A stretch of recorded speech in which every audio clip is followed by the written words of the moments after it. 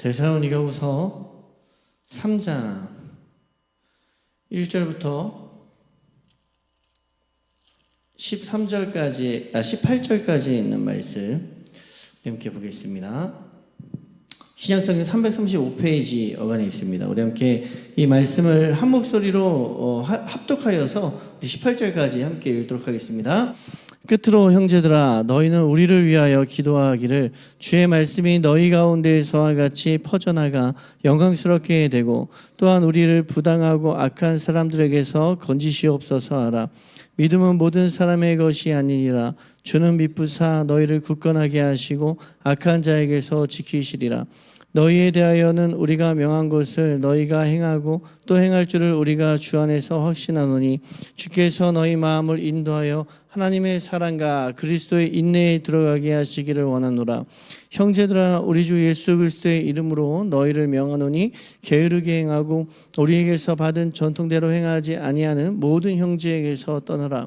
어떻게 우리를 본받아야 할지를 너희가 스스로 아나니 우리가 너희 가운데에서 무질서하게 행하지 아니하며 누구에게서든지 음식을 값없이 먹지 아니하고 오직 수고하고 애써 주야로 일함은 너희 아무에게도 폐를 끼치지 아니하려 함이니 우리에게 권리가 없는 것이 아니요 오직 스스로 너희에게 본을 보여 우리를 본받게 하려 함이니라.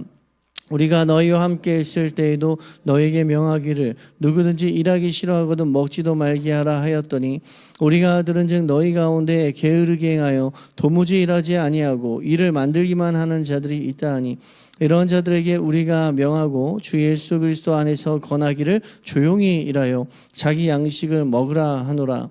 형제들아, 너희는 선을 행하다가 낙심하지 말라. 누가 이 편지에 한 우리 말을 순종하지 아니하거든 그 사람을 지목하여 사귀지 말고 그로 하여금 부끄럽게 하라. 그러나 원수같이 생각하지 말고 형제같이 권면하라. 평강에 주께서 친히 때마다 일마다 너희에게 평강을 주시고 함께 하시기를 원하노라. 나 바울은 친필로 문안하노니 이는 편지마다 표시로서 이렇게 쓰노라. 우리 주 예수 그리스도의 은혜가 너희 무리에게 있을지어다. 아멘. 오늘 이제 데살로니가 후서의 마지막입니다. 제가 이제 어제 금요일과 토요일 날 함께 이제 요한계시록을 이제 함께 살펴보기 위해서 우리 성도님들과 1박 2일 동안 요한계시록을 살펴보는 이 일정을 가졌습니다. 그리고 어제 이제 오는데 저녁에 오게 되었죠. 한 7시, 8시 이렇게 여기 떨어진 것 같아요. 그래서 이제 아침에 좀 이렇게 교회를 정리하고 하느라 좀 이제 예배가 좀 늦게 시작된 것을 좀 양해를 부탁드리겠습니다. 오늘 이 본문은 데살로니가 후서의 이제 마지막 편지를 우리가 보게 됩니다. 이 데살로니가 공동체 안에서 우리가 읽어보면은 그 6절부터 게으름에 대한 이야기를 하고 있습니다. 근데 이 게으름을 누군가 이렇게 가르치는 것처럼 이야기를 하고 있습니다. 이 데살로니가 공동체 내부에 게으른 자들이 존재하게 된 이유가 무엇일까? 뭐 여러 가지 설명이 있습니다. 우리가 정말로 확실하게 알 수 있는 것은 아니지만 그러나 몇 가지의 이제 설명들이 있습니다. 첫째는 뭐냐면 잘못된 종말론의 영향이 있었을 것이다라는 거. 이건 이따가 한번 우리가 설명해 보겠습니다. 그리고 둘째는 그 헬라의 철학을 보면은 그 흔히 우리가 잘 알고 있는 플라톤 철학이 있잖아요. 거기에 플라톤 철학은 뭐라고 이야기하는가 하니 항상 이원론으로 이야기를 하죠. 이원론이라는 게 뭐냐면 이 두 가지로 딱 나누는 겁니다. 악한 것이 있고 선한 것이 있다라고 이야기하죠. 우리가 흔히 이러한 것들을 교회에서 많이 이제 이야기하는 것 중에 플라톤 철학의 영향을 받은 게 있습니다. 이 교회가 철학과 아무런 관련이 없는 것 같지만 사실은 우리 안에 이런 플라톤 철학의 영향을 받은 게 꽤 많아요. 어떤 것이 있냐면 육은 악하고 영은 선한 것이다. 뭐 이런 얘기 많이 들어보셨잖아요. 그리고 하늘은 선한 것이고 땅의 것은 악한 것이다. 뭐 세상은 악한 것이고 교회는 선한 것이다. 이러한 어떤 이론론으로 딱딱 나눠서 설명하는 그런 경향들을 우리가 많이 듣게 되죠. 그런데 사실은 그것이 어떤 성경적으로 딱 맞는 진리라기보다는 이 성경을 플라톤 철학적인 영향 가운데에서 이제 해석을 하는 경우에 이러한 어떤 해석들이 많이 일어나게 되죠. 그래서 우리가 잘 알고 있는 뭐 토마스 아퀴나스와 같은 그런 어떤 그런 사람들이죠. 이 중세 시대에 이 신을 변호하기 위해서 그죠? 신을 변호하기 위해서 열심히 했던 그런 사람들 중에서 신을 변호하려고 하다 보니까, 그러니까 하나님이 있다라는 거를 증명해 내려고 하다 보니까 뭐 그런 설명들을 하게 된 거예요. 세상은 악하고 하늘의 것들은 뭐 선하다, 이러한 설명들을 하게 되었던 것들을 보게 됩니다. 어쨌든 그러한 영향으로 인해서, 그러면 이것이 이제 바울 오늘 이 데살로니가후서에서 어떻게 영향을 미쳤겠습니까?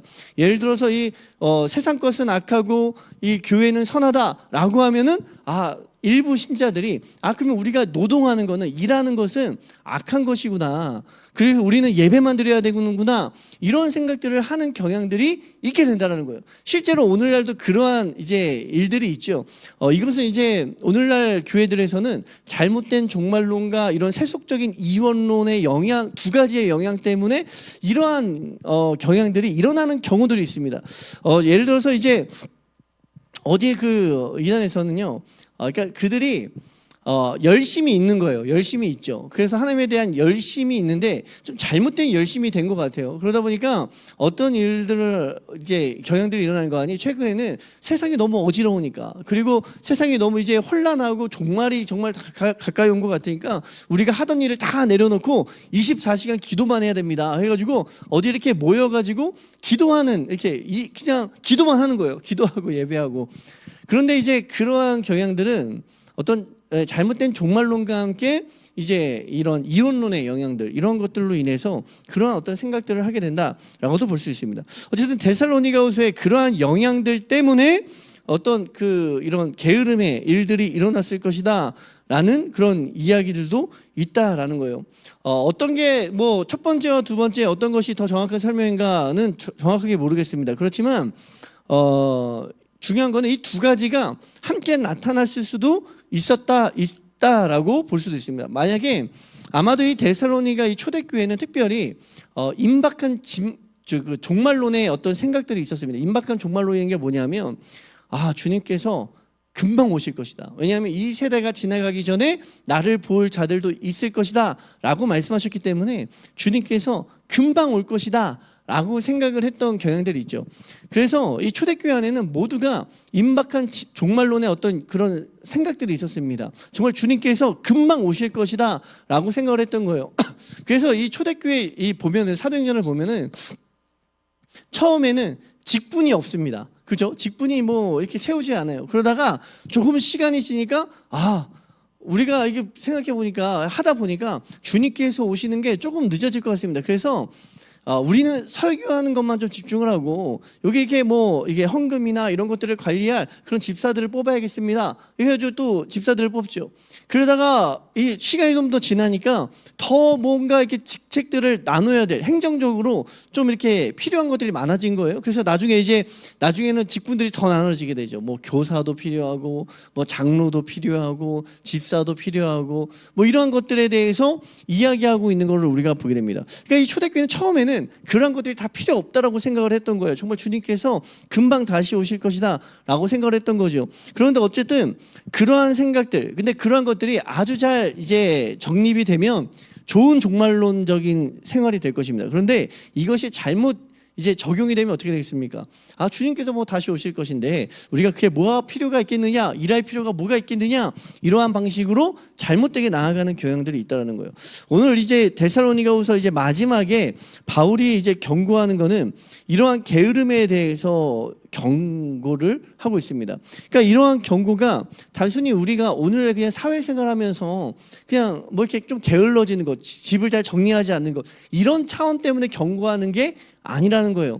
이 게으름을 유발한 원인, 그러니까 너희들이 잘못된 종말론으로 인해서 이 게으름이 일어난 거, 그러니까 그 종말론에 대한 문제를 지적하고 있는 것이죠. 너희들이 잘못된 교리에 대해서 게으름이 일어나는 거, 그러니까 이것은 그 교리에 대한 어떤 문제를 지적하고 있다라고 보시면 될 것 같습니다. 이제 1절부터 5절부터 우리가 이제 보게 되면은 이 바울이 기도 제목을 이제 구체적으로 이야기를 하고 있죠. 보면 두 가지의 기도 제목을 이야기하고 있는 걸 보게 됩니다. 이 첫 번째는 뭐냐면 주는 미쁘사 너희를 굳건하게 하시고, 3절이죠. 악한 자에게서 지키시리라, 이렇게 이야기를 하고 있습니다. 첫째는 바울은 주의 말씀이 너희 가운데에서 값없이 퍼져나가서 이 1절에도 있죠. 주의 말씀이 너희 가운데서 같이 퍼져나가서 영광스럽게 되고 이렇게 말하고 있어요. 그러니까 첫 번째는 주의 말씀이 너희 가운데에서 퍼져나가서 영광스럽게 되기를 원한다. 이렇게 기도 제목을 전하고 있는 걸 보게 돼요. 그리고 두 번째는 주는 미쁘사 너희를 굳건하게 하시고 악한 자에게서 지켜달라. 이렇게 두 가지의 기도 제목을 이제 요청하고 있는 것을 보게 됩니다. 첫 번째는 주의 말씀이 너희 가운데서와 같이 퍼져나가 영광스럽게 된다라는 이 기도 제목은 2절과 연결되어 있는 것을 보게 돼요. 우리를 부당하고 악한 사람들에게서 건지시옵소서 하라. 믿음은 모든 사람의 것이 아니니라. 이렇게 이야기합니다.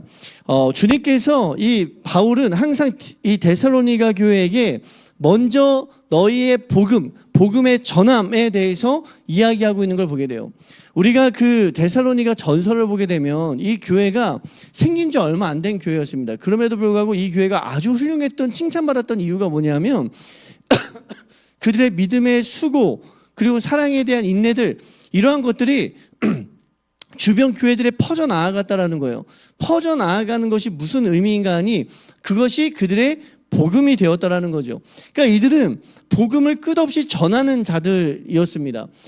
작은 교회였지만 능력적으로 아주 훌륭한 능력을 가진 교회는 아니었지만 그럼에도 불구하고 이들이 바울의 칭찬을 받았던 게 무엇인가 하면 이들이 그 복음을 전하는 일에 힘썼다라는 거예요. 근데 이것이 그냥 말로만 하는 복음이 아니라 정말로 그 교회 안에 복음의 능력이 있었던 거죠. 자신들은 능력이 없었다고 생각을 했을 거예요. 왜냐하면 그 몇 번 얘기하지만 고린도 교회 같은 경우에는 막 예언하는 자들, 방언하는 자들, 은사를 가지고 자랑하는 자들이 많았습니다.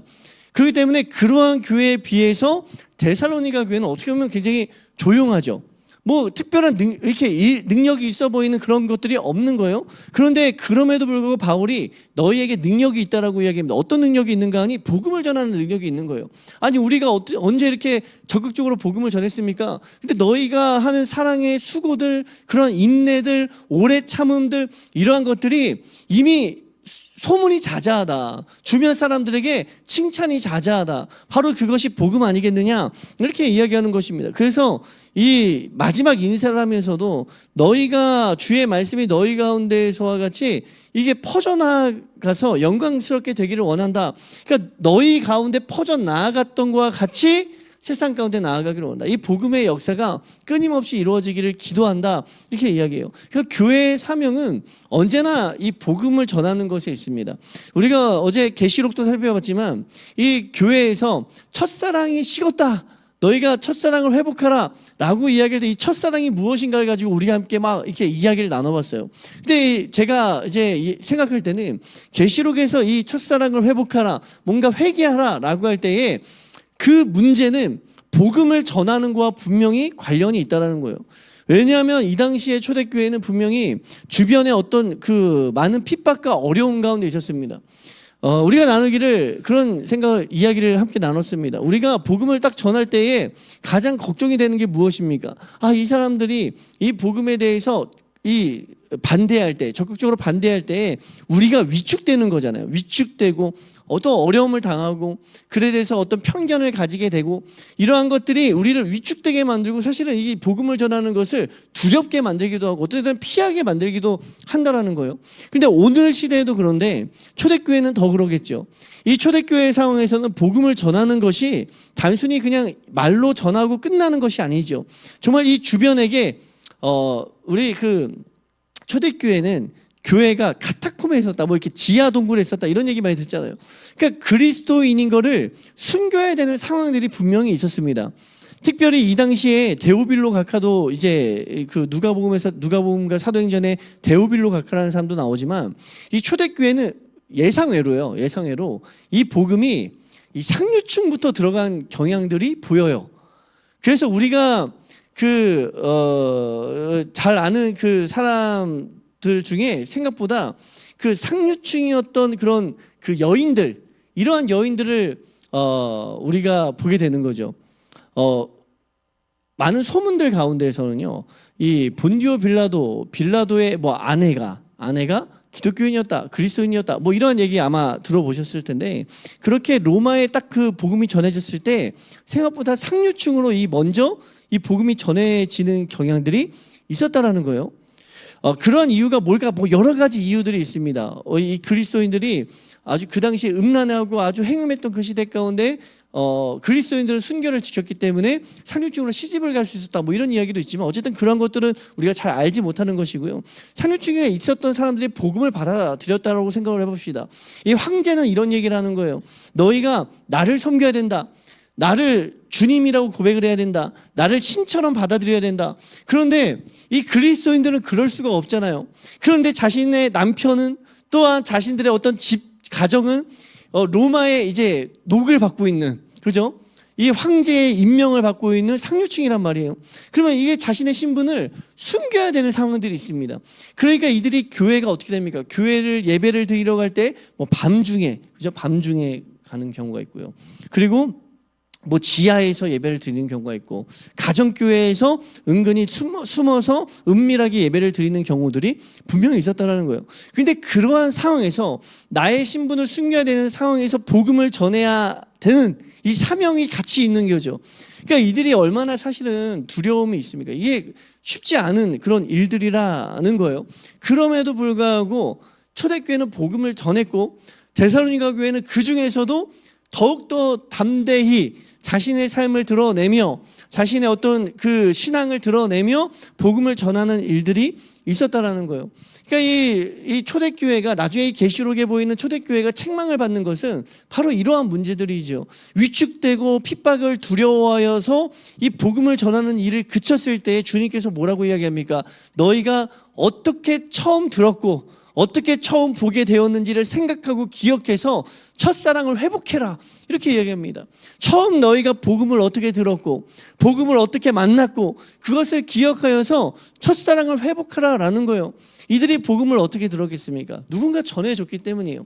그러면 너희가 그 첫사랑을 회복한다라는 것은, 다시 말하면 너희가 복음을 들어서 복음을 받아들였다고 한다면, 이제는 너희가 복음을 전해야지만 그 복음이 전파된다라는 거죠. 그 복음이 확장될 수 있다라는 거예요. 그것을 회복하고 기억하라, 이렇게 말하고 있는 걸 보게 됩니다. 어쨌든 교회의 사명은 그것에 있고, 이 초대교회가 책망을 받는 지점도 바로 이 복음을 전하는 일들 가운데 있다라고 이제 우리가 볼 수 있는 것입니다. 또 한 가지는 뭐냐 하면, 그것이 이제 2절과 3절과 이제 연결이 되는데,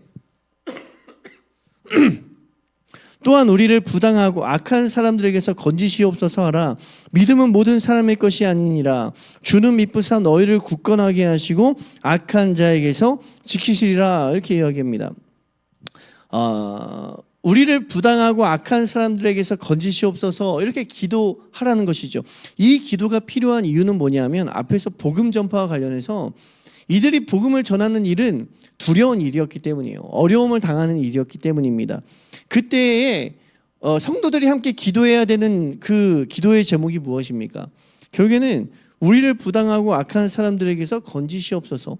이들이 이 복음을 전하는 일이 쉽지 않은 일이고 어려움을 당하는 일인데, 그럼에도 불구하고 주님께서 건지시면, 주님께서 보호하시면 하게 된다라는 거예요. 그래서 요한계시록에서 첫 번째 요한이 교회에게 하는 말이 무엇입니까? 두려워하지 말라. 예수님께서 두려워하지 말라라는 것을 교회에게 전하라 말씀하십니다. 전해서 위로하라 말씀을 하시는 거예요. 이 마찬가지지요. 이 바울이 기도하는 게, 성도들이 기도하는 게 무엇입니까? 부당하고 악한 사람들이 두려움을 주겠지만 그 주님께서 그들을 건지시옵소서 기도하고 위로하라, 이렇게 말씀하고 있어요. 믿음은 모든 사람의 것이 아니니라 라는 이 말이 해석이 좀 번역이 좀 어렵게 되어 있는 것 같습니다. 물론 해석도 좀 어려워요. 근데 이 믿음은 모든 사람의 것이 아니니라 라는 것은 3절에 보면은 주는 미쁘사라는 말과 연결되어 있습니다. 다시 말하면 주는 신실하시다라는 말이에요. 이것이 앞에 그 믿음은 모든 사람의 것이 아니라는 것과 어떻게 연결됩니까? 그러니까 사람은 믿을 사람이 없다라는 거죠. 그러나 주는 신실하시다라는 거예요.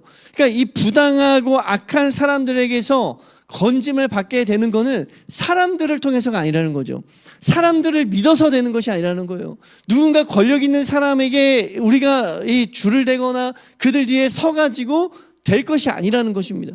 사람들은 그렇게 믿을 만한 것이 아니라는 거죠. 그러나 우리가 믿을 수 있는 분이 한 분이 있는데 그것은 바로 주님이라는 것입니다. 주는 미쁘시기 때문에 너희를 굳건하게 하시고 악한 자에게서 지키실 것이다 말씀을 하고 있는 것이죠.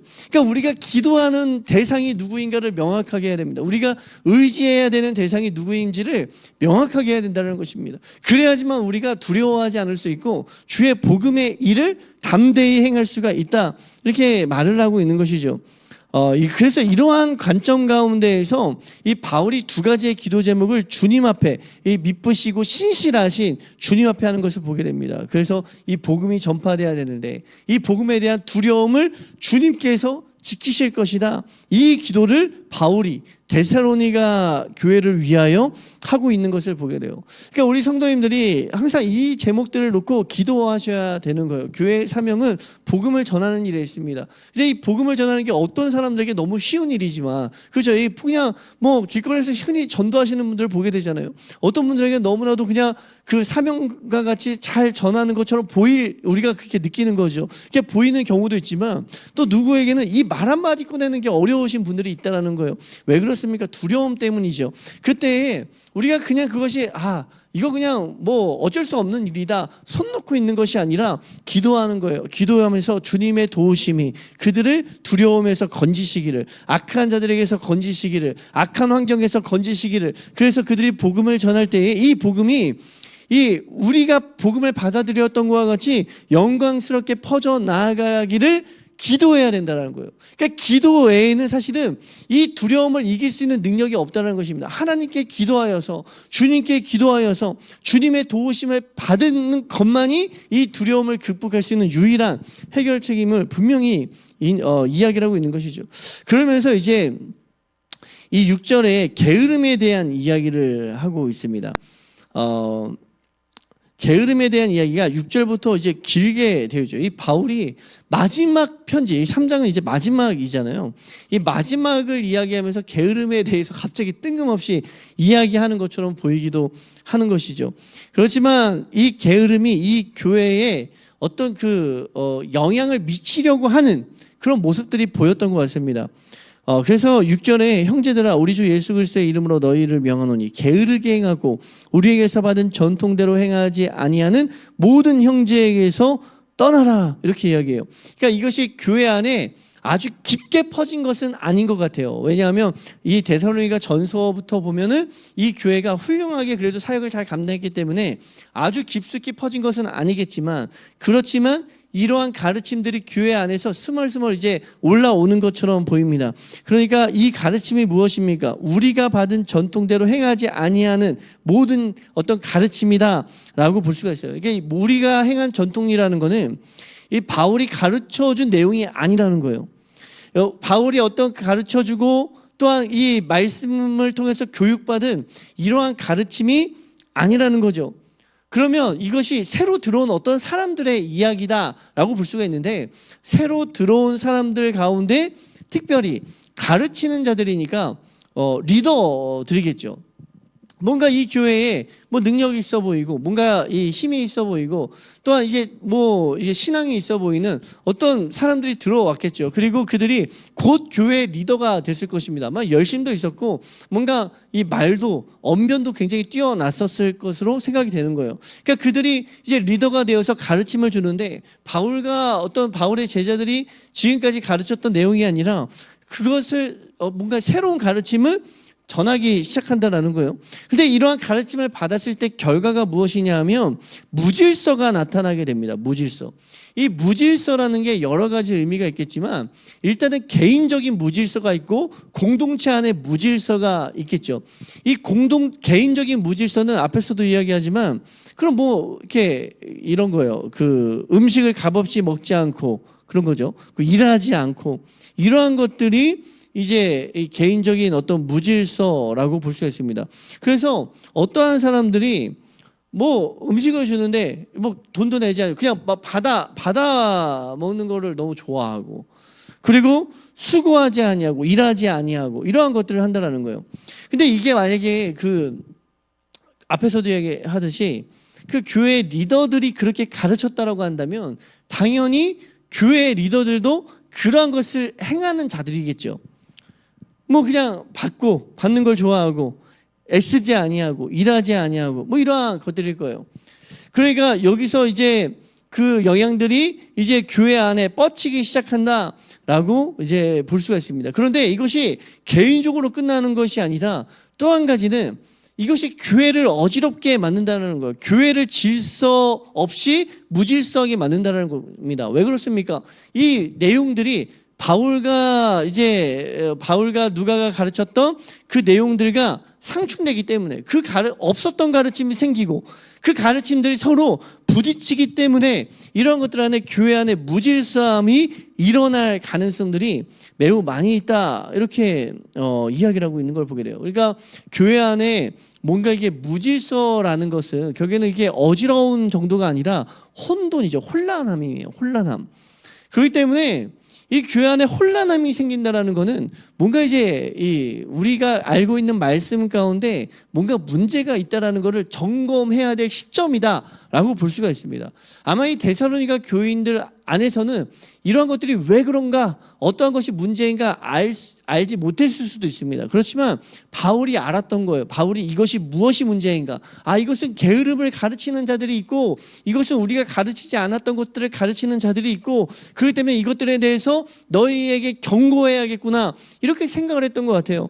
그러니까 이것은 교회 안에서 굉장히 예민하지 않으면, 민감하게 반응하지 않으면 그냥 이렇게 훅 묻어가는 그러한 어떤 상황들이다라는 것입니다. 그래서 이 교회는 항상 이런 것들이 민감해야겠죠. 그저 우리가 눈에 보이는 것만을 이렇게 쫓아가는 것이 아니라 교회 안에 어떠한 어지러움이 있는가, 혼란함이 있는가, 그런데 그 혼란함이 어디서부터 나왔는가, 이거를 이렇게 점검해 가는 것이 굉장히 이제 필요하다라고 볼 수 있습니다. 그것이 이제 교회를 굉장히 위협하는 것이다라는 것이죠. 그래서 이제 13절에서도 형제들아 너희는 선을 행하다가 낙심하지 말라. 누가 이 편지에 한 우리말을 순종하지 아니하거든 그 사람을 지목하여 사귀지 말고 그러하여금 부끄럽게 하라. 그러나 원수와 같이 생각하지 말고 형제같이 권면하라. 이 마지막에 이제 바울이 이러한 이야기를 하고 있는 것을 보게 됩니다. 너희가 권면을 하라는 거죠. 그러한 사람들에게 권면을 하는데 어떤 사람들이 이게 권면을 들으면 기분이 나빠하죠. 왜냐하면 이것이 지금 단순히 자신들의 단순한 게으름이 아니라 뭔가 교육을 받은 거잖아요. 나는 마지막 주님의 때를 준비하기 위해서 이렇게 하는 것이다, 이렇게 생각을 했던 거예요. 주님의 종말을 준비하기 위해서 내가 내 거 다 팔고 그냥 일 안 하고 기도하면서 준비하고 있는 것이다, 이렇게 생각을 했던 거예요. 그들 나름대로의 열심이 있는 것입니다. 거기에 대해서 이제 이 바울의 가르침을 따르는 교인들이 그거 잘못됐습니다 라고 이야기하면 기분 나쁘죠. 그죠? 기분 나쁘잖아요. 오늘날도 사실 이 권면이라는 게 굉장히 어려운 일이에요. 근데 그 교회, 우리가 이제 바른 교회가 어떤 교회인가 라고 할 때에 이 몇 가지 표지가 있다고 합니다. 표지. 이 신앙의 선배들이 몇 가지 표지를 이렇게 정해놨어요. 어떤 게 바른 교회인가, 참 교회인가 라고 할 때에 첫 번째 표지는 말씀입니다. 말씀이 제대로 선포되는가라는 거예요. 말씀이 제대로 선포되는 교회가 참 교회다. 뭐 당연히 받아들이죠. 그 두 번째는 뭐냐면 올바르게 성례전이 시행되어야 된다. 성찬과 세례가 바르게 시행되어야 된다, 이렇게 이야기를 하고 있어요. 뭐 성찬과 세례가 바르게 시행되는 게 올바른 교회이죠, 이렇게 우리가 받아들입니다. 그런데 마지막 세 번째가 뭐냐면 치리와 권징이 바르게 시행되는 교회가 참 교회이다, 이렇게 정의를 내리고 있어요. 참 교회의 표지들 가운데 치리와 권징이 제대로 시행되는 교회가 참 교회라는 것이 모든 아마 특히나 장로교 목사님들은 다 알고 있죠. 그런데 그것을 시행하는 게 쉬우냐? 어렵죠. 어렵습니다. 아주 예전에 그 유명한 일화 중에 하나가 무엇입니까? 그 강원도에 어떤 처음에 들어온 기독교가 처음 우리 복음의 조선 시대에 전파될 때 강원도에 있었던 그 첫 번째 교회가 굉장히 유명했던 것 같아요. 그 교회 일화가 있었는데 한 양반이 이제 그걸 받은 거죠. 복음을 받아들여서 이제 교회에 추석하게 되었습니다. 그리고 한참 이제 예배를 드리고 복음 안에서 이제 예배를 드리는데 이 장로가 된 거예요. 그런데 이제 거기에 있던 선교사, 외국인 선교사겠죠. 그런데 그 선교사님이 이 조선을 보니까, 양반들을 보니까 이 다들 뭐 합니까? 이제 뭐 첩도 두고 뭐 이렇게 했던 거예요. 막 이렇게. 그러니까 그것에 대해서 회개하라 말하고 건징을 하죠. 새벽 예배 참여 금지, 새벽 예배 참여 금지를 말했다라는 거예요. 오늘 같으면 어떻게 합니까? 뭐 안 하고 말죠. 안 하고 말죠. 옆 교회 가죠. 뭐 이렇게 하지 않겠습니까? 그런데 이제 그 양반으로서 복음을 들었던 이분이 회개를 하고 그리고 새벽 예배 이 교회 문에 들어가질 못하는 거예요. 그러니까 어떻게 했는가? 교회 문 앞에 무릎을 꿇고, 교회 문 밖에서 무릎을 꿇고 새벽 예배를 드렸다. 뭐 이러한 그 건징이 끝날 때까지 새벽 예배를 드렸다. 뭐 이러한 유명한 일화가 이제 있습니다. 뭐 저도 들은 얘기라 그 확인할 길이 없지만 아마 그 역사 이렇게 뭐에 써 있었던 것 같아요. 그걸 제가 들었는데 어쨌든 그 당시에 사람들은 그런 생각이 있었던 거죠. 건징과 치리가 바르게 행하여지는 것, 그리고 그 건징과 치리를 통해서 이 예배가 또 하나님을 예배한다라는 것이, 하나님 앞으로 나아온다라는 것이 얼마나 엄중한 일인가. 그러니까 오늘처럼 그냥 뭐 내가 시간 있을 때 나아가는 것이 아니라 정말로 그것이 얼마나 값어치 있고 엄중한 일인가라는 것을 이제 가르쳤다라는 것이에요. 근데 데살로니가 교회도 마찬가지예요. 이 건징이라는 것이 사실은 물론 필요하고 이제 꼭 해야 되는 일이지만 어려운 일은 맞습니다. 그래서 이 바울이 뭐라고 이야기하는가 하니, 이들이 건징을 행할 때 낙심하는, 이게 그 이제 막 대항하는 자들이 있잖아요. 대항하고 막 이렇게 그 분란을 치는 그런 사람들이 있다라는 거예요. 그래서 선을 행하다가 낙심하는 경우들이 분명히 있다라는 것입니다. 분명히 있다라는 거예요. 그래서 12절에 이런 자들에게 우리가 명하고 주 예수 그리스도 안에서 권하기를 조용히 일하여 자기 양식을 먹으노라. 이렇게 권할 때에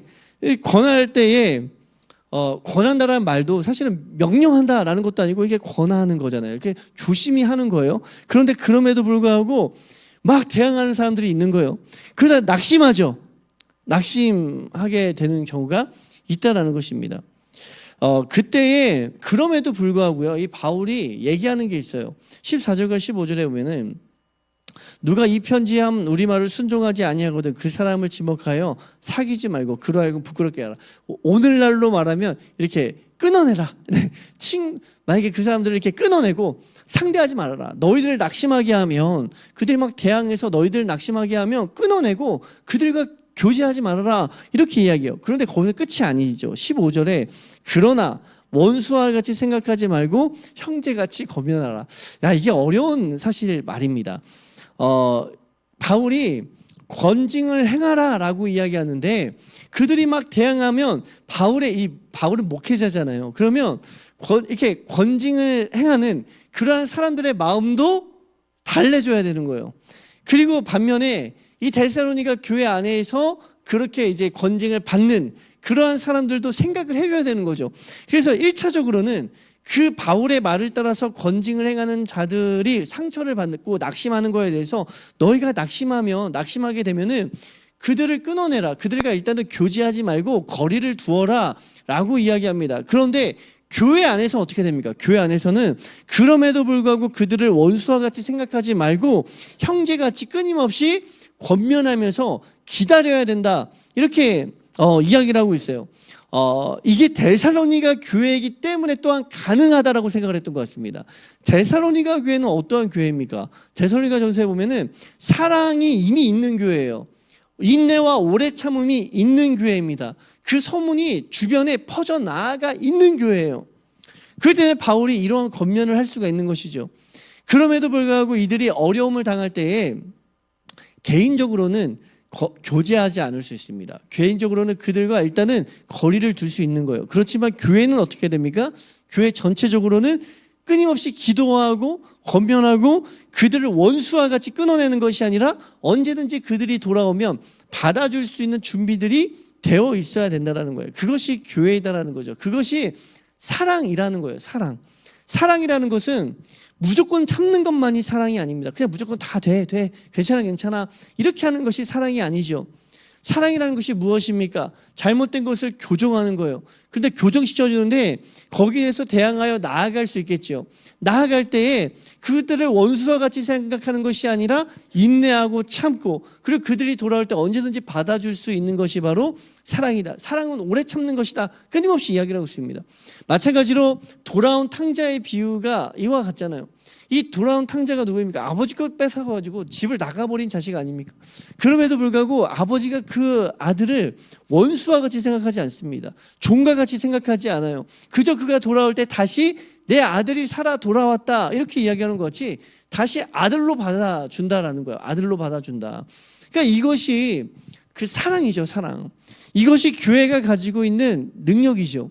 어떤 교회가 그 이익관계로 연결된 관계라고 한다면 이것이 있을 수가 없죠. 나를 버리고 떠난 자를 다시 받아들일 이유가 없는 거예요. 그렇지만 교회는 사랑으로 세워진 관계이기 때문에, 우리가 그러한 사랑을 받은 자들이기 때문에, 예수 그리스도로부터 이 못난 우리가 그렇게 예수님의 오래 참으심, 기다리심, 우리를 부르심, 다시 집 나간 아들을 다시 우리가 돌아올 때 우리를 받아주시고 다시 그 보혈의 피로 정결케 하심을 받았던 우리이기 때문에, 그것을 아는 자들이기 때문에, 그 사랑을 아는 자들이기 때문에 이 사랑의 공동체로 세워나갈 수 있다, 이렇게 이야기를 하고 있는 것을 보게 됩니다.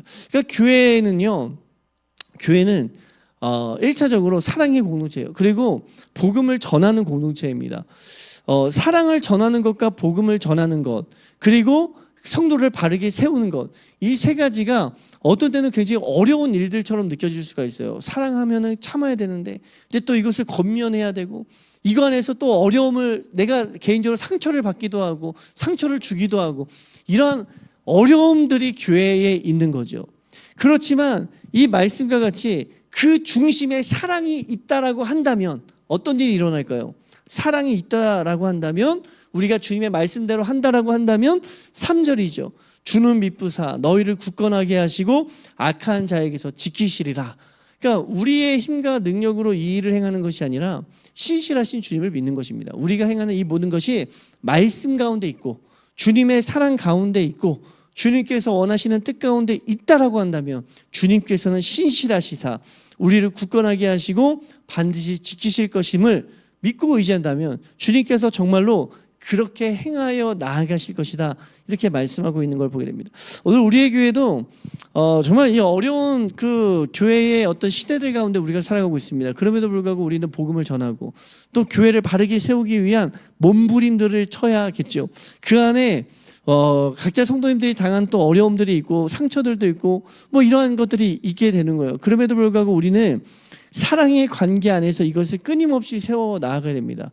사람들의 어떤 감정이나 이익이나 생각이 아니라 중심에 사랑이 있는 상태에서 이 모든 것들이 행해져 나아가야 된다는 거예요. 그러면 주님의 도우심을 받고 굳건한 교회, 이 데살로니가 교회와 같이 정말 믿음의 역사를 세상 가운데 증거해 나아가는 그러한 교회가 될 수 있음을 기억하셔서 우리 교회가 이 놀라운 복음의 역사들 가운데 복음의 역사에 참여하시고 이루어가시는 저와 우리 성도님들의 삶이 되시기를 주님의 이름으로 축원드립니다. 아멘. 우리 함께 잠깐 찬양드리겠습니다.